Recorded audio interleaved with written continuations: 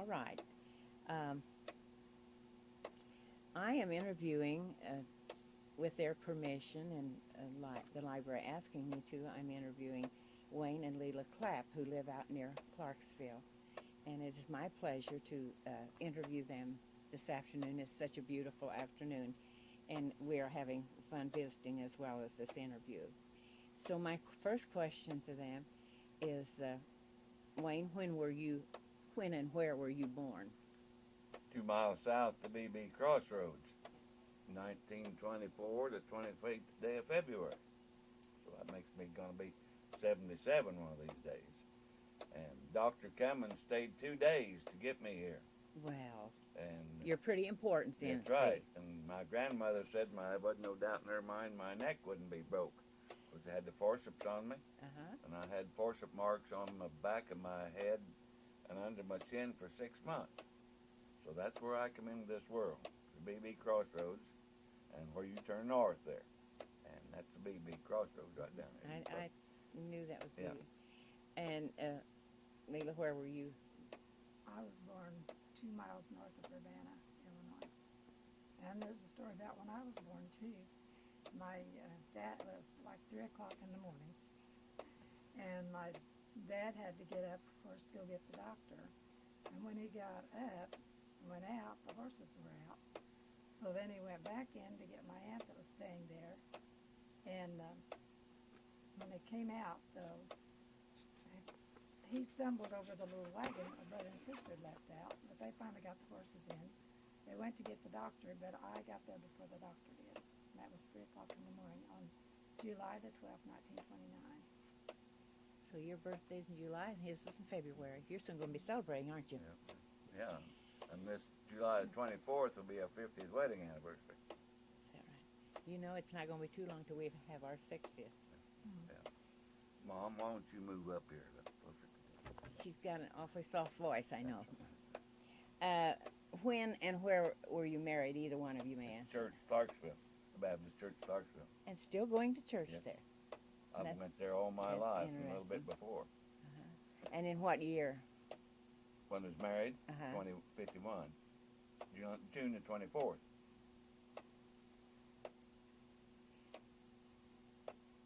So then, the next question I do not need to ask because I already know you have lived here all your life in this community.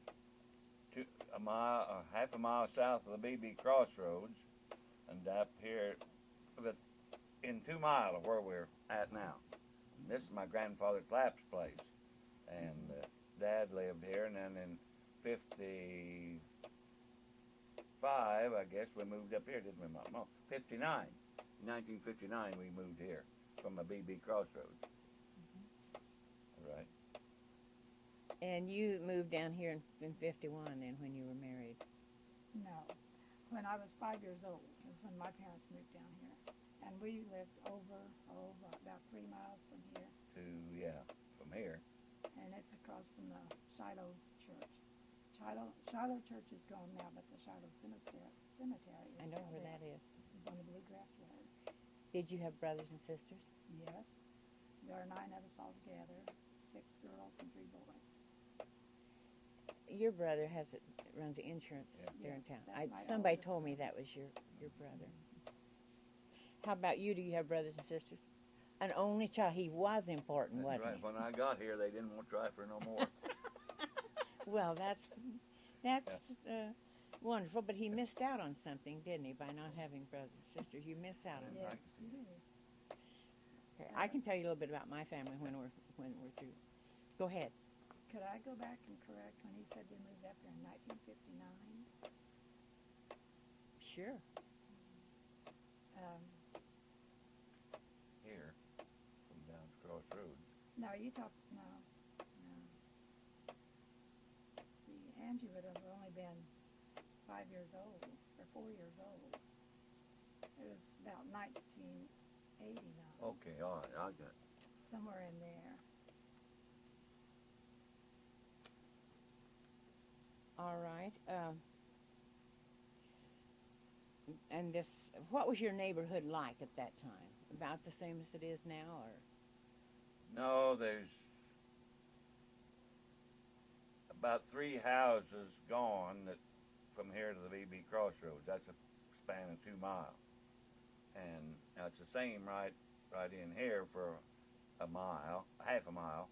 But and go east. Now Tom Murphy and Sally lives down here on top of the hill and east. Now that's all about the same, only some different buildings. And but this is outside the house. This is pretty much like it was.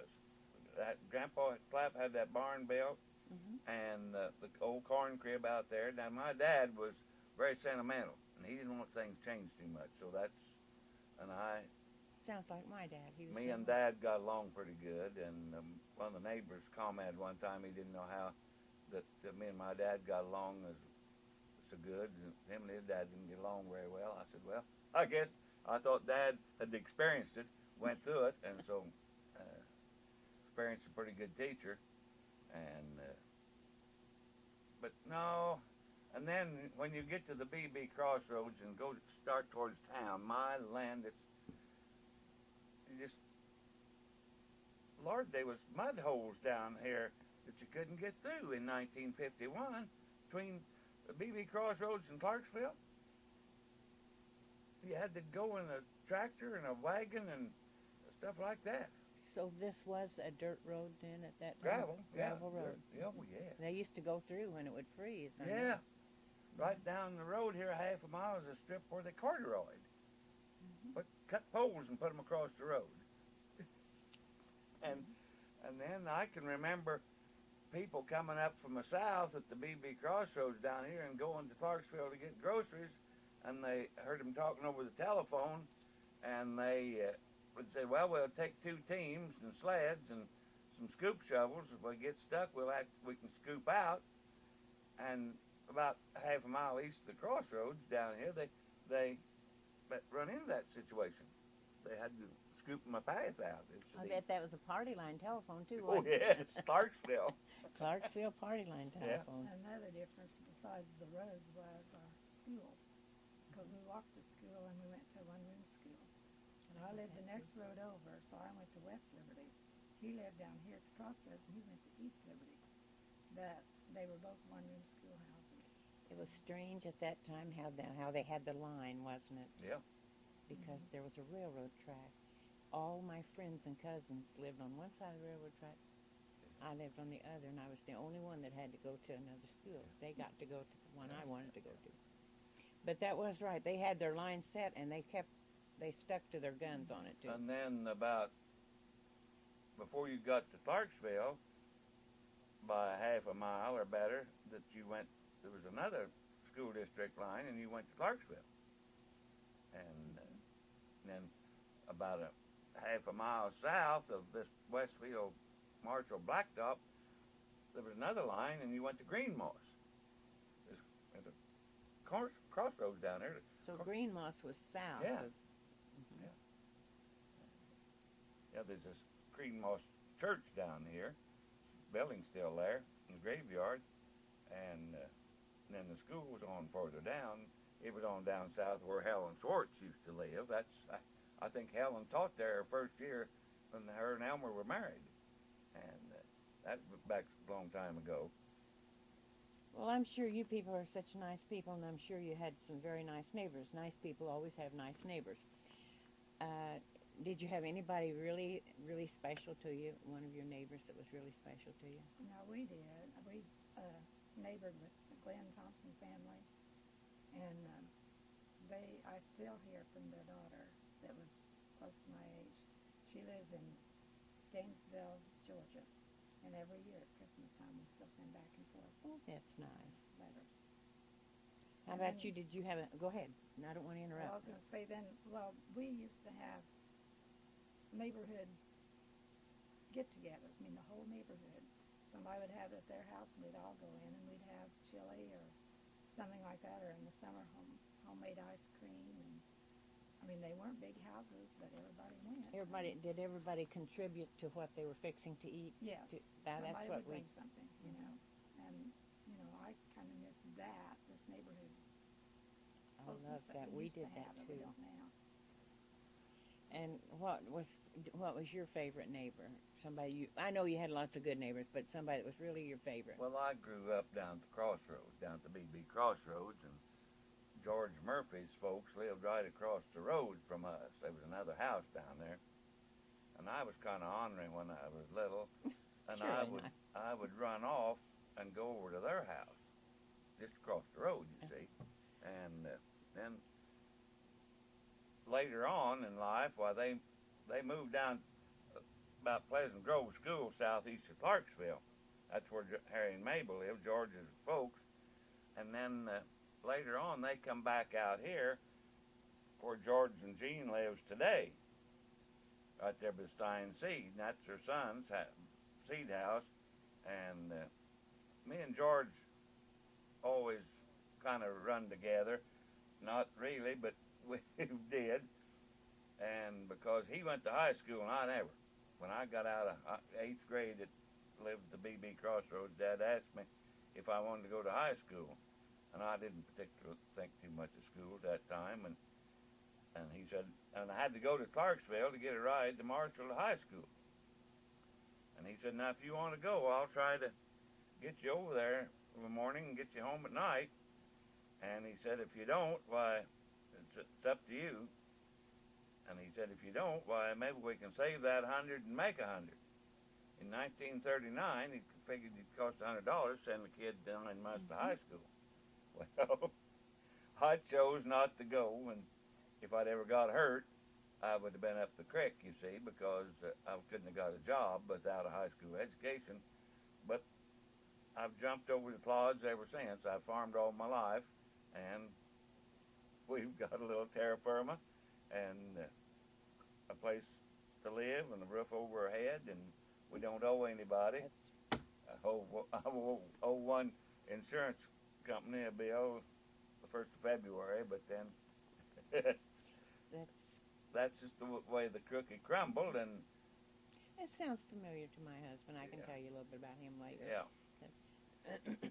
And you've already told me where you went to school. Did you have any memories of your education you'd like to share, Lelah? She had. Well, I don't know in particular. I mean, I always liked school. And You went to Marshall High. no, You I did went to not. Westfield High School. Westfield? Yeah. Westfield. And then I was the valedictorian in my class, so then I went to Southern and got my teaching degree. But in grade school, I was the only one in my class almost the whole 8 years. There would be somebody in there for a little bit, and then they'd move away. So I said, being the only one in the class, you always had to know all the answers. But, you know, it wasn't too bad. I mean, you had friends in the other grades, and you all played together, whether there was anybody in your class or not. The one-room school wasn't all that bad because you learned from each other, and the younger ones learned from the older. I thought they were. I went to one-room school, and I can see many advantages. Yeah, you'd sit there and listen to the other kids recite. Right, and watch it on the board, how they were doing, and figure out what they were doing. I thought it had its good points, and I wouldn't want to send a child there this day and age, but back then it was great. I had 3 teachers in 8 years. My uncle was my teacher the first 3 years, because he didn't spoil me. Don't think. Everybody else did. And then I had one in my 4th grade, and then I had the same teacher for my last 4. Mrs. Schwartz I was telling you about, Helen. And you would learn. Well, so many of us wouldn't be around here doing the things we're doing if we hadn't learned something, would we? No. Okay, now as we are going to get off of education now, and where and what kind of entertainment, and what was your dating like when you went together? Well, Okay. I was going to say, he says we didn't date very much because I was down at Southern and he was up here. So we dated really for 2 years, but he says it's less than that because we didn't see each other much. I think it was in probably July or August, the first date I had with her, and it was at West Liberty School. Neighbor right north of it had a party there. And me and another fella went to Marshall one night, and I made the comment in town that I was going to go out I said, let's go out that party. I'm going to take a Eubank girl home. So here we went, and he went along, and by George, I got to take her home, and brought him. He was working for George Murphy down here at the time, or George's dad, and I took him home, and I took Lelah home, and I got a date with her for Sunday night, I guess, the following Sunday. And don't you know, between then and now, that time, right day and Sunday night, I run a big honey locust thorn in one of my big toes, on my right toe, getting Grandma's old sows in out of the creek. So it was sore, and I got me an old pair of Sunday shoes, and I cut the toe out of it, and had put a Rockford sock on that foot, and I went to get her on my first date. We went over to Clarksville to church, and I asked her, I said, now which would be the most noticeable, for me to go in my sock foot, or go in with that shoe with the toe cut out? And I don't remember. I think you said go in my sock foot. Well, whatever she said, I done the opposite. And sat in the back seat on the right side. And we got through church, and took her home, and then I reckon I got a date for another week. But anyhow, that started it. And it wasn't too long into school, so she had to go to Southern school. Well, I contend we went together about 6 months. You didn't really see each other that much, yeah, so, right? But it was over a period of about 2 years, because we got married the 24th day of June in 1951, yeah, and so that was about right. But that's the way it was. And I never dated hardly anybody before, and I bet there were curfew times for you, though, weren't there? Times you had to be in. Well, there were, but by that time I was a junior. You were in college. yeah. And, you know. when I'd walk out that back door right there and go to town, Mom would say, now you behave yourself and watch the railroad. It's going to Marshall. And be careful or something. But that was 3 things that she Always told you this thing. That was your last minute instructions. That's right, yeah. Okay. Now, just for now, even, what are your favorite pastimes and leisure? What do you like to do? What's your hobbies? Crossword puzzles, and I like the embroidery. I like to walk, like in the woods, and read good books. And I think that's probably what I really like to do. You like to mushroom hunt or anything like that in the spring? Yeah, but I don't find them because I watch for snakes. He sees the mushrooms, but I like to go. Yeah. I think fine. Well, I do find them once in a while. I like to go. That's the reason I ask you that. All right. Now, this is for either one of you, and I'll find out from both your families. What was cooking and preparing meals like then, back when you were younger?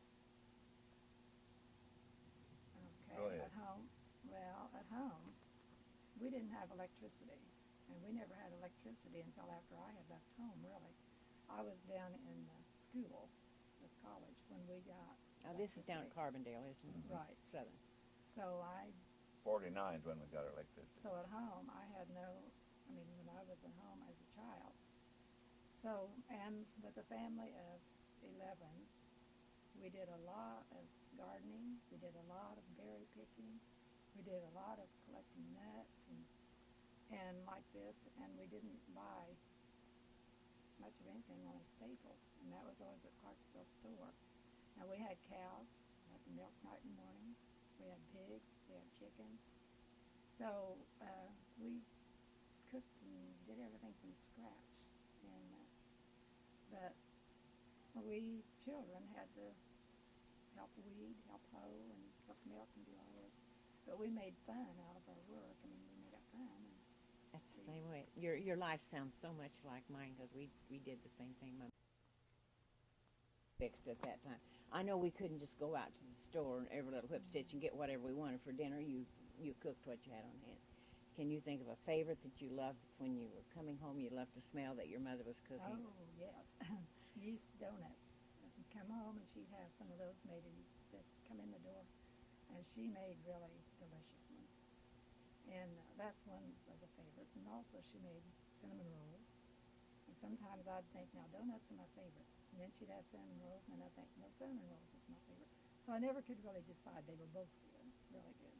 And she did a lot of things that was good. But and like just everyday meals, we had a lot of potatoes with the jackets on it and things like that, which I love those. And anything out of the garden, green beans, tomatoes, and all that. In fact, I don't know too many things I don't like.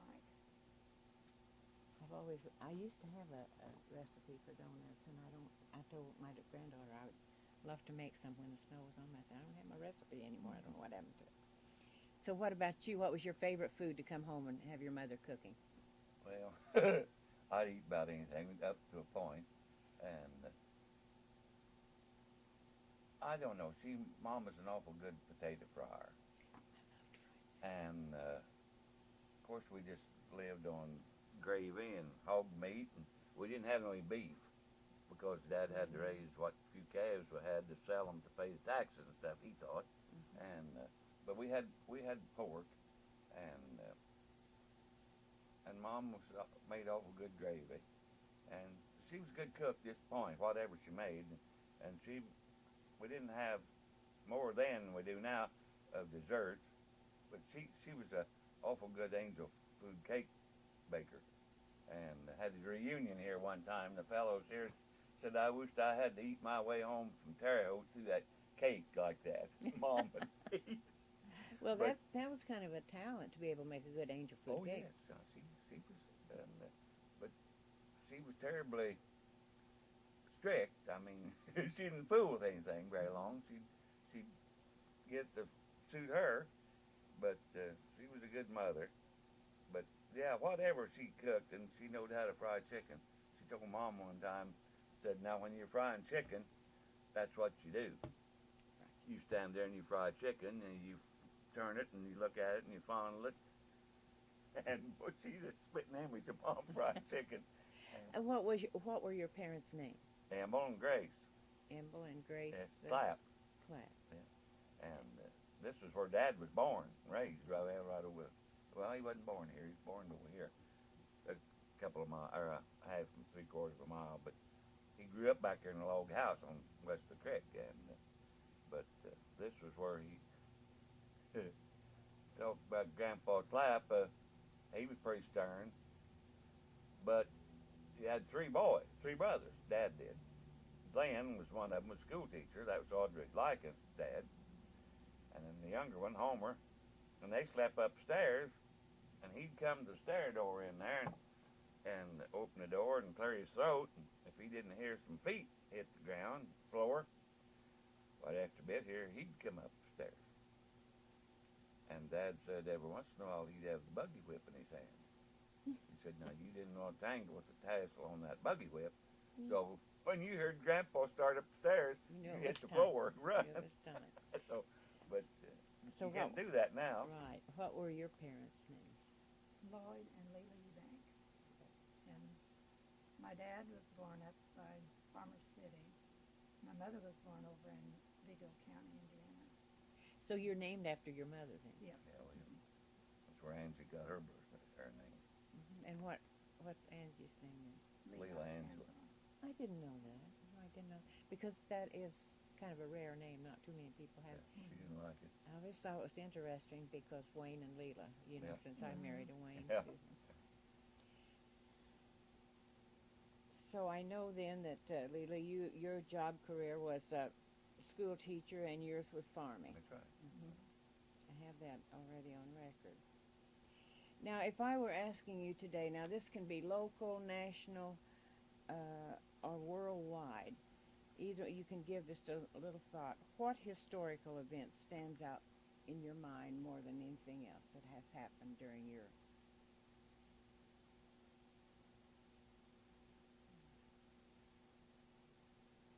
can remember back in FDR times, and it was as hard times.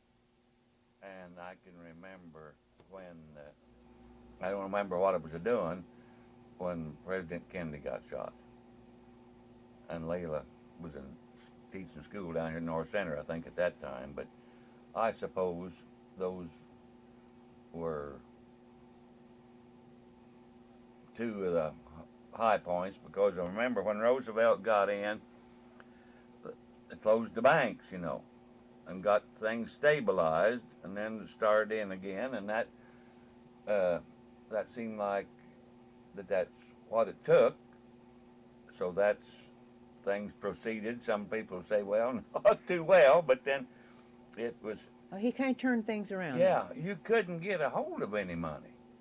Now some people could, but out here, I mean, when we went to the store at Clarksville on Saturday night in the 30s, in the 40s, early 40s, you would take some eggs, and if you had half a can of cream, you'd take that, and they would separate that cream and give you credit for what cream you had, and they would can the eggs and case them, and then they'd write that down on a due bill, and you'd get credit for that, and then you'd trade that out for the groceries. And then if you had any money coming, you'd get that, and if you didn't, why, you could either pay the rest of your bill, or they'd write it on a due bill and put it back here in a holder. I thought that cream, I can remember back taking buckets of cream from my mother. And somewhere or other I can remember they had testing ways that they tested to see what. Yeah, put it in a thing and see if you had good cream or not. Yeah, and it would separate, or it'd do something and tell you what grade cream you had. Mm-hmm. I want to tell a little story that happened north of Clarksville one time. This involves Agnes Miller, Staub Miller, or whatever it is now. But her mother had sent her to Clarksville and one of her brothers or sisters with a little basket of eggs to get some groceries at Clarksville. And she got right north of Clarksville, about a quarter of a mile, and she fell down or something and spilled her eggs. And at that time, that would be right south of Roosevelt Walters, a family by the name of John and Rhett Graham lived there. And they didn't have any children. So Miss Graham come out and seen what predicament Agnes was in. And she took those broken eggs, said, I can use those eggs to make a cake. And she give Agnes good eggs with those broken eggs. And as Agnes told somebody, it said Mr. Graham always had a very warm spot in her heart for bailing her out. She was in trouble. That was really a generous act, though. Yeah. She said, I can use those broken eggs. I can make a cake or something out of those. But that is wonderful. Yeah, that's right. Yeah. I'm glad you told us that story. And now they were just like all the rest of us. They didn't have the eggs to spare. Right. I mean, and they needed few groceries, some bread or something like that or whatever. But anyhow, she bailed her out and got her going. And what his time in history stands out most in your mind, Lelah? I think when Kennedy got shot was one of them. And then another thing I remember when I was in grade school and in our science book, they talked about that there was no way anybody could ever get to the moon, because by the time that they got there, as many years as it would take, they'd already be dead, past age. Well, it's happened, and at that time, they had no idea that anybody could travel at that speed. They were going at the speed we could go then, which wasn't very fast. And so it would take too many years. When they went, I was a doubting Thomas. I didn't believe it until I just didn't believe they could get there. Well, another thing that impressed us about Kennedy, we got to tour that site on a bus trip, and they stopped there, and I think things are pretty somber. We come down around there where the motorcade was going, and we stopped just about on the site and looked up at that window where that fellow was standing when he shot him, that book depository. And I'm sure you're the same as we were. you saw the man that shot him. You saw him shot on television. Yeah. Almost everybody did because Yeah. it was on a Sunday. Yeah. And And then I think another thing, since we got on this subject, the thing that impressed me was in that Iraq war, shooting them missiles there and putting them around them smokestacks. And she got a nephew that was trained and do things like that, one of her sister boys. And he'd spent several times going over to Kuwait. And he said if he was there 2 weeks, he wasn't worth killing. It's so hot. But he was in the Air Force, and that's one thing that he was involved in. And the accuracy, you see. for us to be able to see all that on television, too, that just That just something. boggled your mind, or Yes, did mine. it did. And that Bernie Shaw, Oh, when yeah. they were giving the news that night, and he was talking about the other day on television, Yeah. too. Well, I have one more question, and it entails a lot, but not really either. There's been a lot of progress made in our, and we're all just about the same age, because I'm just right in your category there, too, I think. And so, I just turned 75, so, in August. That's not anything to look forward to. We got to go through it. Yeah. What conveniences, now thinking of your whole family, what conveniences were enjoyed by your family the most, such as telephone, phonograph, toilet, or railroad, or so forth? What kind of a convenience were?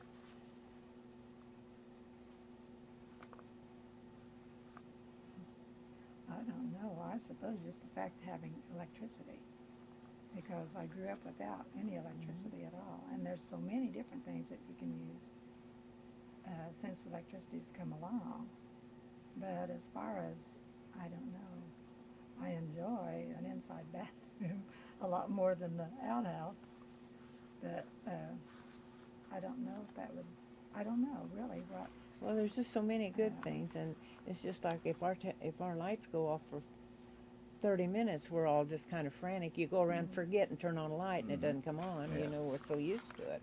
We've got some kerosene lamps, so I think I could even go with that for a while.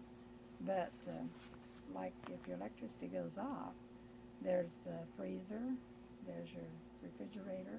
Usually your There's furnace the has fact that now like that real cold weather, the pipes could freeze because you don't have the heat on those, and so. Well, it's different here, and see our plumbing, a lot of it's in the walls. Mm-hmm. Or if you got a house with a basement in, your plumbing's all in downstairs. I don't have a basement. Yeah, and that makes a whale of a difference. But And we have an outside pump, but it doesn't work now. But we could get water. I mean, if electricity was off, we can't now because it doesn't work. well, But it's just because they ain't got the strength to get it done. I mean, it Yeah. needs some work done on the cylinder down in the well. What about you? You think electricity is about Yeah, I'd think so. And since we moved up here and we had this new garage built out here, there was old Grandpa Clapp's old wood house set right in there. And we had that built, and it's a garage and held some of our wood. And we miss our wood heat. We've had that fireplace gas furnace there for 2 years. Now that done all right last winter when the electricity went off. That sucker burnt till it tripped it. It turned it off. Mm-hmm. But this is on the lighter side. The thing that me and Mom liked after we got the garage and everything is electric garage door opener. Wonderful. That's right. It's Just wonderful. push the button when they drive in the gate, and we're awful sad about losing our big white oak out here. I saw that was That's down. way over 100 years old, I imagine. Did the storm hit it or something? Yeah, it split it in the top. It was still standing until this morning. Oh, And, really? Yeah, your electric come down here, or Interstar, and cut it. And they trimmed it. You're going to miss that so Oh, much. yes. And I wish there was a maple right north of it, but they had to cut it to get to the rest of the tree. And it was dropping the limbs off the other and was tearing the maple up.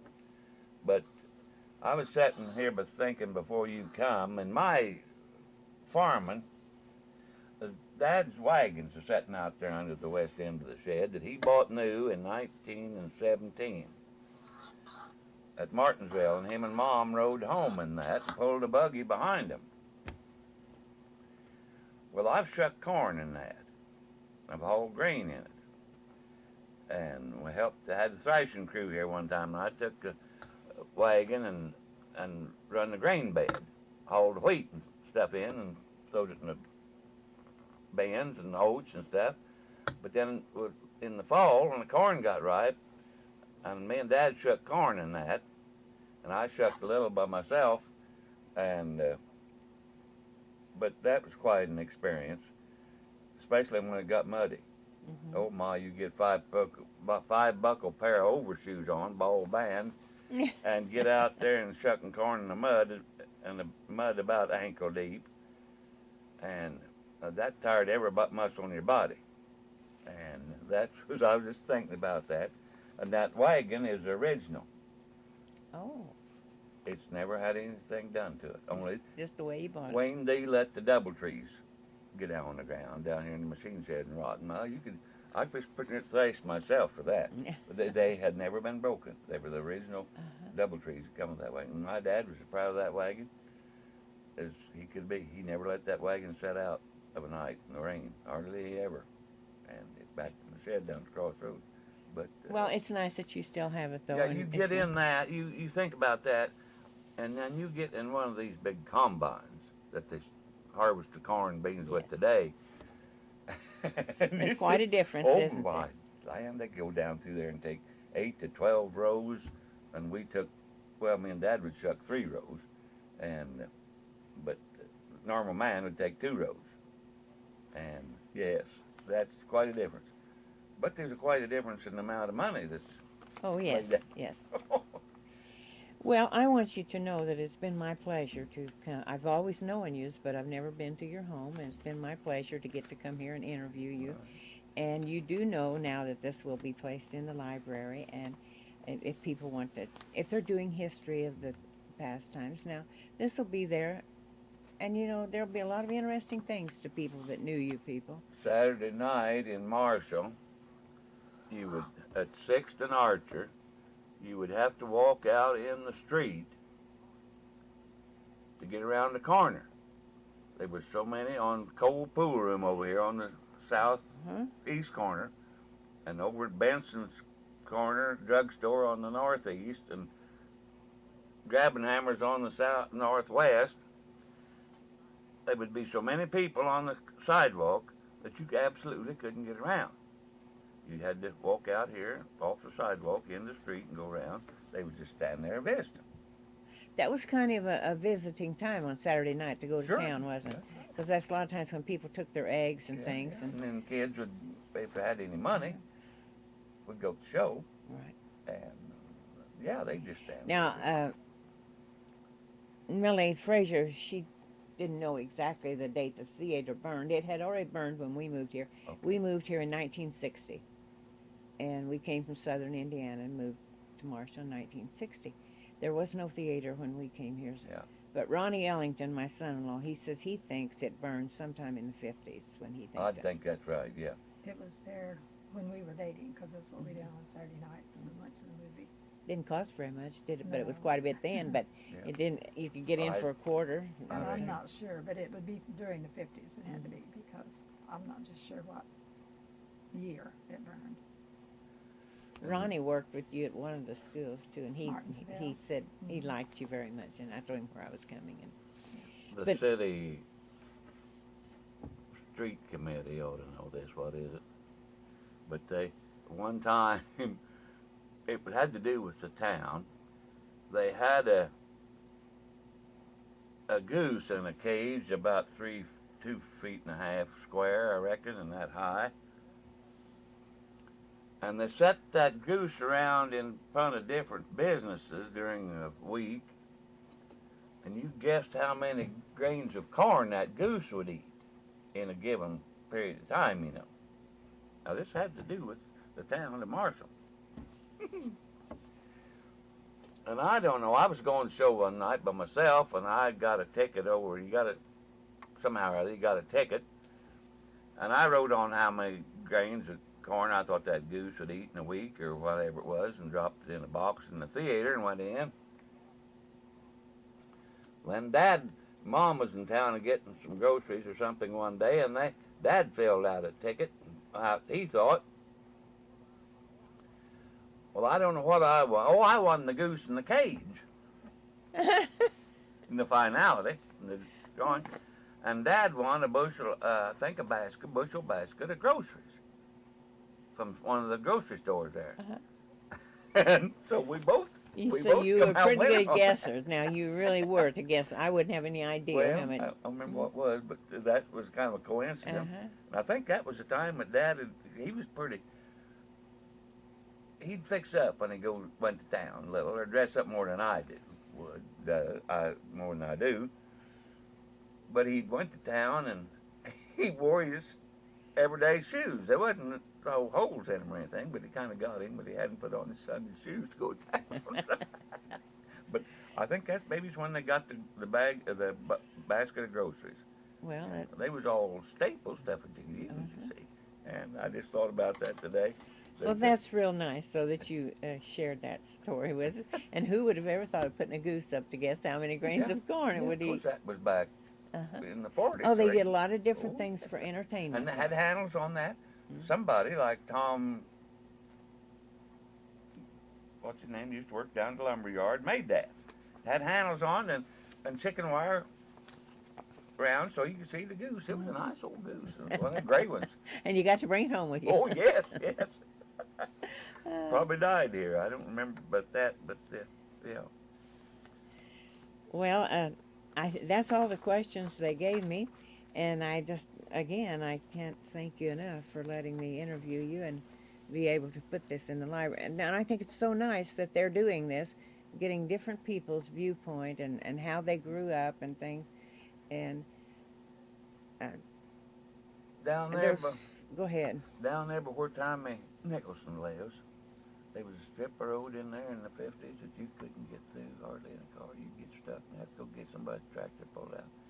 And then where Bill Pierce lives, in that hill there was a mud hole in there that was just terrible. Now that was in about 1950 along in there, because a bunch of the guys from Clarksville went to Marshall and went down to Rock Crusher, Tarbell's down there, with wagons and tractors, and got pit run gravel or rock out of the crusher, big stuff, 4 to 6 inch I imagine, and hauled out there themselves and didn't get no pay for it, and they just dumped that stuff in that mud hole, and then drove them tractors and wagons back and forth over.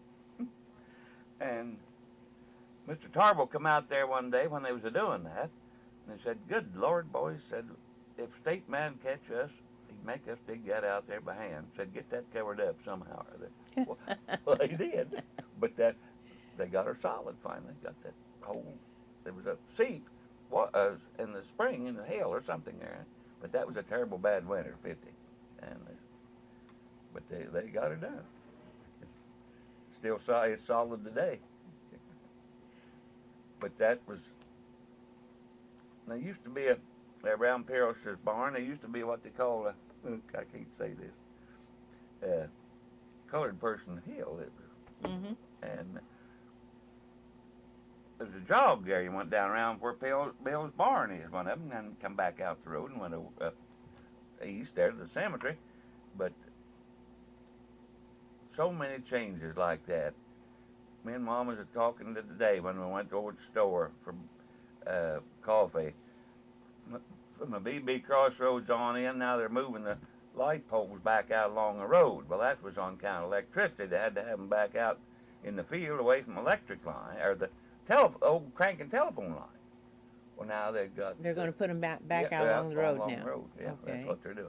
And those poles that sit out in the field, and just things like that. My neighbor got stuck in the road going to school up to East Liberty one morning with their ponies, and their feet wouldn't touch the ground. The snow was so deep that the ponies couldn't reach the ground, so they was just laying there on the snow. And I walked on up to my uncle's house up there where Evan Lycan lived, and of called home for Dad to come and get us, and he come over on a big horse with a scoop shovel and scooped us out of the road to the fence, out from the center of the road out to the fence, and got up next to the fence, and we went on up to school. Now, it was terrible. It really was. You know, the way that children had to go to school. Now, I've told my children how far we had to walk. There were several of us, and they just said, well, everybody had to walk a mile. And I said, okay, stop and think. That's the way they spaced the schools, you know, Yeah. so nobody had to walk just too far, Yeah, you know. I think probably on an average of 2 miles, Hmm. I think, something like that. So before I shut it off now, is there anything else you'd like to say to people? Have you always enjoyed living around Marshall? Yes, yes. I really don't remember too much about up north. I grew up over here. Well, it's where Bob Pine's place is. That was home to me. Mhm. So I've always enjoyed it. And my uncle lived up there, my dad's brother. They thought we'd really moved to the sticks when we moved down here. But we decided we liked the sticks pretty well. We liked it when we stayed down here. We moved here in '60, and I've certainly loved living here. And of course, I had 5 boys and 1 girl. 4 boys and 1 girl. Can't even think how many kids I got. But Right. anyway, they've all have really enjoyed it, and they've thanked me many times for moving here because they like living Oh, at yeah, Marshall. I think so it's Now, pretty. where did you move from in Indiana? much. 40 miles north of Evansville, a little town called Petersburg. And it was just about the same size of Marshall, the town was. But it was on Eubanks Highway came 57. from southern Indiana. We have the Eubank homestead is down there where when our ancestor came over from England, they built this big stone house, and it's still down there. But it's close to Cincinnati, Ohio, over that way. Over around Madison, I bet, in that area. Guilford is the name of the North of town. Lawrenceburg. Lawrenceburg, Mhm. over in that area. And then the Clapps came from southern Indiana, and they came closer to Scottsburg in that area. Yeah. Nab was the name of the little town it was close to. See, now, if somebody's doing research and they hear this, then if they're doing family research, that gives them a lead where to go. You Yeah, know. the girls have pretty well got that. Angie and Janet, they've done that through 4-H.